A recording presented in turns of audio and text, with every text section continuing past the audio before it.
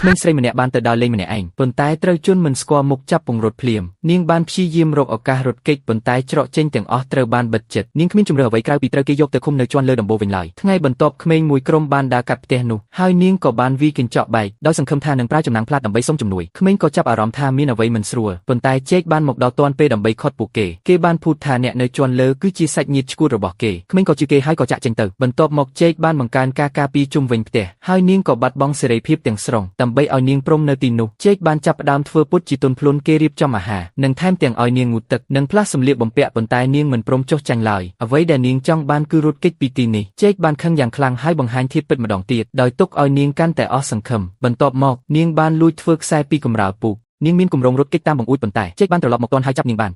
រហូតដល់ថ្ងៃមួយចេកបានយកសម្បត្តិមួយច្បាប់មកវិញនៅក្នុងនោះមានព័ត៌មានថាគូដណ្ដឹងរបស់អានណាបានស្លាប់ហើយនាងបានបាក់ទឹកចិត្តយ៉ាងខ្លាំងហើយអំឡុងពេលចេញទៅក្រៅនាងបានលួចបន្សល់ទុកសារសុំជំនួយប៉ុន្តែចៅហ្វាយរបស់ចេកបានរកឃើញវាគេចង់ប្រើវាដើម្បីគំរាមចេកដើម្បីការពារអាណាចេកបានធ្វើការសម្រេចចិត្តមួយដែលមិនអាចកែប្រែបានឡើយបន្ទាប់មកទៀតចេកទទួលបានលិខិតកោះហៅឲ្យចូលកងទ័ពហើយអាណាក៏បានដឹងពីអតីតកាលរបស់គេហើយមានអារម្មណ៍អាណិតអាសូរដល់រូបគេបន្តិចមុនពេលពួកគេបែកគ្នានាងបានគូររូបគំនូររបស់ចេកប៉ុន្តែនៅពេលនោះមេរីដែលជាសង្សារចាស់របស់ចេកបានមកតាមរកគេបន្ទាប់ពីបានឃើញទំនាក់ទំនងរវាងពួកគេនាងបានបាត់បង់ការគ្រប់គ្រងតែនៅខណៈពេលសំខាន់ចេកបានស្ទុះមកពាំងរារាំងគ្រោះថ្នាក់ហើយអាណាក៏ទទួលបានសេរីភាពវិញនៅទីបំផុតប៉ុន្តែនាងមិនដែលបានត្រឡប់ទៅរកជីវិតចាស់វិញឡើយផ្ទុយទៅវិញនាងបានចំណាយពេលពេញមួយជីវិតដែលនៅសល់រក្សាការចងចាំដ៏ស្មុគស្មាញនោះតែម្នាក់ឯង